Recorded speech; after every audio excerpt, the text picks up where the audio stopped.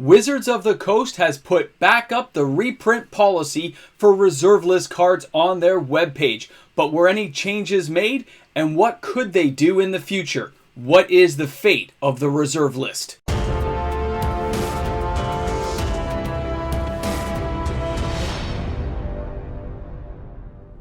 It's back up. There's nothing to worry about. The reprint policy for the reserve list is safe yet again on the Wizards of the Coast webpage. Welcome back, everyone. MTG Moxman here, and thanks again for hanging out with me on the channel. Big shout out to all you guys out there hitting that subscribe button and helping my channel get closer to 15,000 subs. We are less than 800 subscribers away from hitting that 15,000 subscriber mark. Thanks again, everyone, for taking the time to do so. And of course, my regular viewers who tune in each and every day, and my Patreon and YouTube membership members, you guys rock. You know it's true. So like I had mentioned in the introduction, the reserve list policy is back up on the webpage, and nothing really looks different as far as I can tell. You guys can put something in the comments section if you notice some different wording. I wish I had taken like a screenshot of it or had a printout somewhere so I could go word by word, but from what I can tell, it looks pretty much the same. It's those special purpose cards, those M30s coming up that have everyone riled up, all of us price-sensitive people. But it really did get me thinking. When that policy was down, I thought of all the horrible things that could happen, but the good things that could happen, and somewhere in the mediocre middle. It had my brain going on overdrive, saying, why did they take it down? Was it like a sounding of the water to see what the player base would do, how much outrage there would be? I mean, as if they didn't get enough of that already. Part of me went there. So it started getting me thinking that way and saying, what could happen?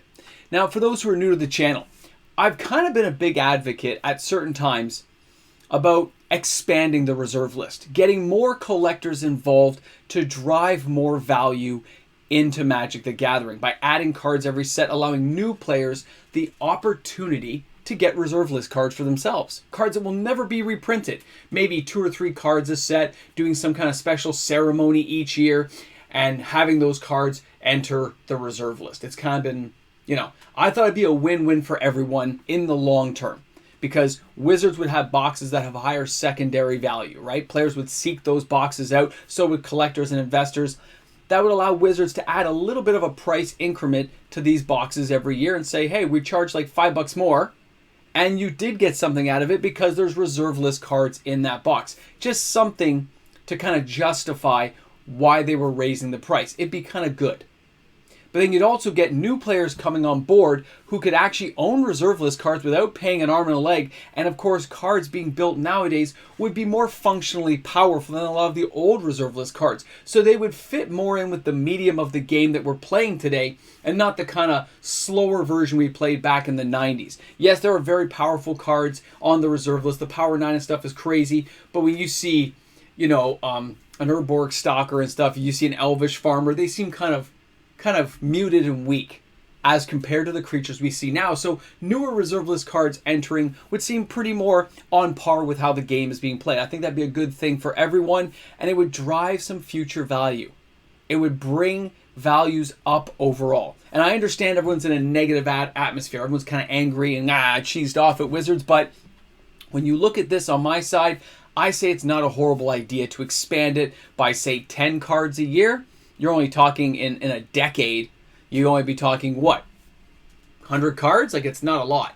It wouldn't be a huge thing, but it would let players know, hey, we've got value in the secondary market. These cards are never coming back. I mean, it's not as if Wizards hasn't revised the reserve list before. I mean, Demonic Tutor was on the reserve list. A whole bunch of other cards were too. So enter changing cards or changing a little bit of the wording to say, you know what, we see we've made a mistake, we're going to expand the reserve list and add some value there. It might go over very well with a certain subset of players who are looking at the game from the playing standpoint as well as the financial standpoint, okay?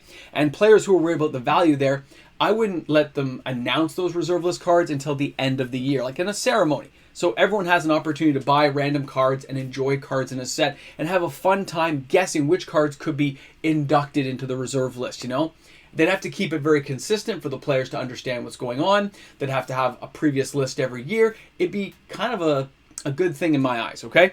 Now, by expanding that reserve list, it's allowing Wizards to show they care about the investor side. to say these have value in the future, years down the line. That's why we're only limiting it to like 10 cards a year. So out of all the sets we put out, all the ancillary sets, maybe 1 or 2 cards are chosen from each set area. Maybe certain commander cards get inducted and never come around again. I mean, it could be a really fantastic thing. And I understand there'll be some negative people leaving some very vicious comments in the comments section. This is just a point of view. It's an opinion on how Wizards could improve their player relations with how things are going, okay? Now, hold on. I got to flip the page here because I got a second part of this, okay? Now, how about if we eliminate the reserve list? I know, horrible thought for a lot of you, but let's just say the reserve list is gone. They abolish it and say, no more reserve list cards. That means they could reprint the reserve list cards for players who have never had the opportunity to play them. The abolishment of the reserve list would cause a lot of the current market cards to lose a lot of value. Wizards could print the cards at a cheaper rate, but still try to keep some value there, so they can make a premium on those cards, but players who've never had it could get Moxen. They get a Black Lotus, a Time Twister for a commander deck they've always wanted to have. It could even the playing field in a lot of these formats and allow players to play in formats they've never played before. It would also allow Wizards to maybe enter into the realm of doing Vintage or Legacy Master Series where they create whole new sets based on those. But they can only do that if they abolish the original reserve list, allowing players the chance to get access to all of these cards. So for Wizards, at the beginning, at least it would be a win-win. You'd have lower costs on cards. Players could get in there and have a good time. But you will have a lot of angry investor collectors who will probably back out of the game entirely. I understand that. And that could be a subset of player that you're just going to totally lose forever if they go that route. But maybe Wizards doesn't care at this point, because they're not accessing the secondary market directly to get value. They're only reviewing it and making copies of cards to try to draw players in to get value out of it after it's already been printed 30 years ago. That's why they put out Timeless Lotus. That's why they put out Cradle of Growth and stuff. There's reasons why certain cards like this exist, or the names get used because those names have prestige. But by getting rid of the reserve list, you could allow for that to happen. And that's not a horrible thing depending on where you're looking at the game. You have to look at from the subset of what is best for Wizards overall. It's not actually what's best for players. That's why I'm showing you guys both ways of how things could go. Because Wizards will do what is best for them. And if they think they can get away with it, they will. If they think that public opinion will be more on their side, that's what they care about. Okay? Yes, the reserve list gives them a certain pillar of strength when they keep to their word. But right now, it doesn't look that great right now. But now that the policy's back up, people will start calming down, reserve list sales will probably start resuming, and things start churning along. But it doesn't mean that this wouldn't be a bad idea either, okay? Now, the tinfoil hat theory. Tinfoil hat theory. And I have to bring this up because my mind went there. The crazy Mox man thinks crazy things sometimes. Imagine they pulled down that reserve list thing, and imagine they did the M30 booster packs to draw a little bit of value out, but to force people to quit. To make them want to quit, to get people so flustered and frustrated that people start fleeing the game and eventually end up on the digital, right? They end up playing Arena, MTGO. They end up playing, because you got to remember, if you're playing a digital format of this game and you want to buy cards, they don't have to print anything. It's a digital booster pack. There's no paper copy to worry about. If they want to change the wording on a card, it's a little bit of tick, tick, tick, tack, and enter. And they can change the wording on every card ever printed that you own. It is easier to control the game on the secondary market, the primary market. They could charge premium boosters, regular boosters, just like they're starting to do now. If enough players fled the game and still wanted to play because they love the idea of Magic, they would go to Arena, possibly. And you could see an increase in sales. Almost like Ready Player One buying, pay to win. You're paying to win. You're buying the best gear, the best stuff. And you're going out there saying, I bought 4 of this. I got 4 Questing Beasts. I got 4 of Oko. Oh, wait. I forgot Oko got banned.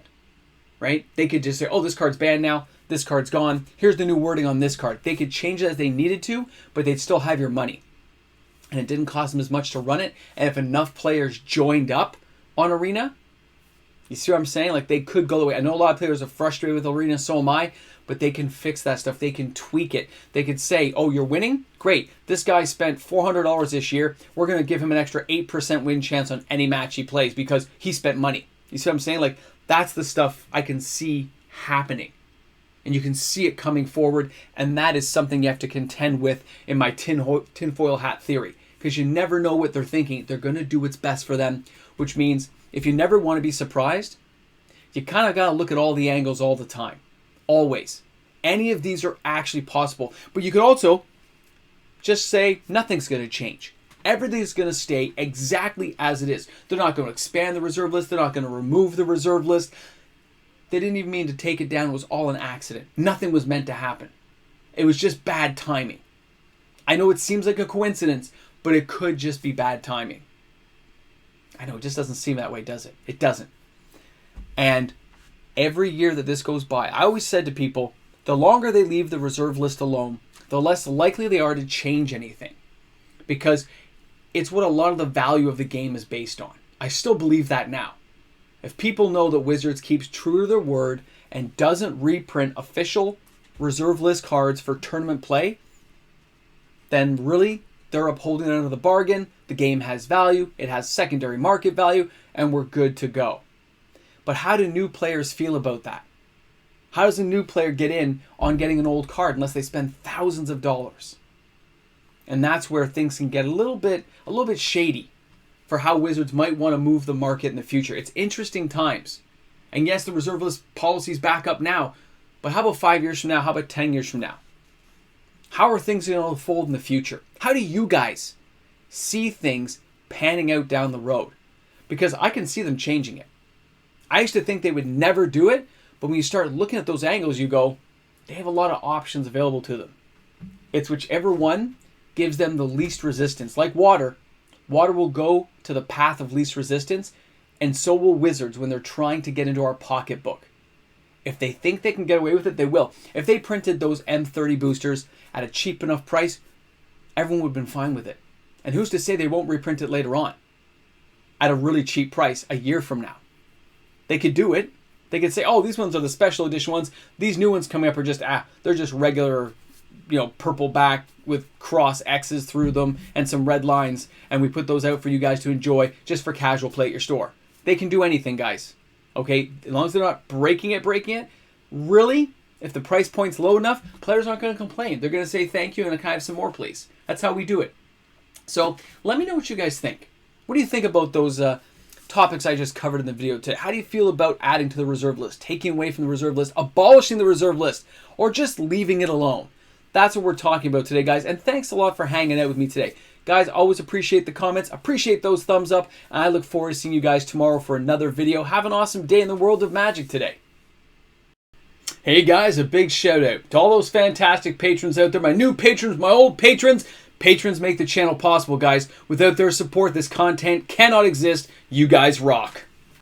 Come on. You're here at the end. You know, if I could, I would say expand the reserve list. I think that's the most beneficial one. Wizards can drive value there. They can explain why they're charging more for standard boxes. The reserve list edition cards will only be in the Commander series and in, of course, the standard boxes. You'll take two from the Commander. You take 8 cards from the thing, and every year, those are the cards go into the reserve list, and they can always charge a little bit more every year. And we wouldn't complain too much because, hey, you're getting reserve list cards somewhere in those boxes. Interesting stuff. That's where I would go on it. And thanks for being here at the end of the video. You're the 3%. You know it's true. I know. It's amazing. I'm glad you're here. I know I'm kind of pumped up. I had a lot of coffee today. And that problem I was dealing with kind of resolved itself, which is pretty awesome as well. So anyway, I'll see you guys tomorrow. Have an awesome day. Got to make dinner. Got to walk the dog. Do some laundry. Get things done. Pick up the floor. No, I'm not doing that tonight. I'll be honest.